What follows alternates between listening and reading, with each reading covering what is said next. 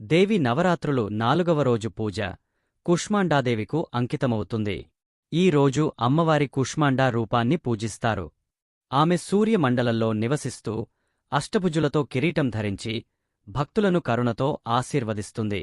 కుష్మాండాదేవి సకల సంపదలు, ఆయుష్షును ప్రసాదించే శక్తి కలిగినవారిగా పూజించబడతారు. 4వ రోజు పూజ ప్రాముఖ్యత.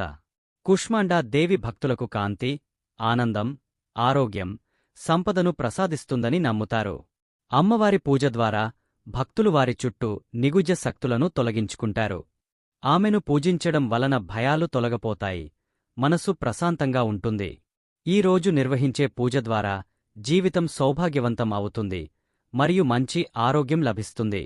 కుష్మాండాదేవి సూర్యలోకానికి సంబంధించిందనడం వల్ల భక్తులు సూర్యుని కాంతి ద్వారా తమ జీవితాలను ప్రకాశింపజేయాలని కోరుకుంటారు. పూజా విధానం. అలంకరణ.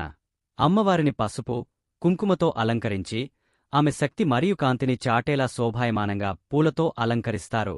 వస్త్రాలు.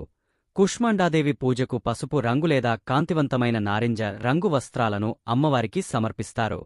గర్భదీపం. దీపాలు వెలిగించడం ముఖ్యమని భావిస్తారు. కుష్మాండాదేవి ప్రకాశమంతై కనుక దీపాల వెలుగుతో అమ్మవారి కృపను పొందవచ్చని నమ్ముతారు. పుష్పాలు. జమ్మిపూలు. అమ్మవారికి జమ్మి పుష్పాలను సమర్పించడం ఉత్తమం. మరువపు పూలు. మరువపు పూలను అమ్మవారికి అందించడం విశిష్టత కలిగిన పూజా కర్మగా భావిస్తారు. సుక్తి పుష్పాలు.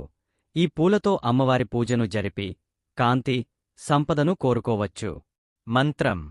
కుష్మాండా దేవి పూజలో ఈ మంత్రంను జపిస్తారు. సురాసంపూర్ణ కలసం రుధిరాప్లుతమేవ దధాన హస్తపద్మాభ్యాం కుష్మాండా శుభదా అస్తుమే. ఈ మంత్రం జపించడం వల్ల కుష్మాండా అమ్మవారి కృపా కటాక్షం భక్తులకు లభిస్తుందని నమ్ముతారు. అలంకరణ. గోపిచందన, పసుపు, కుంకుమలతో అమ్మవారి విగ్రహం లేదా ప్రతిమను శోభాయమానంగా అలంకరిస్తారు.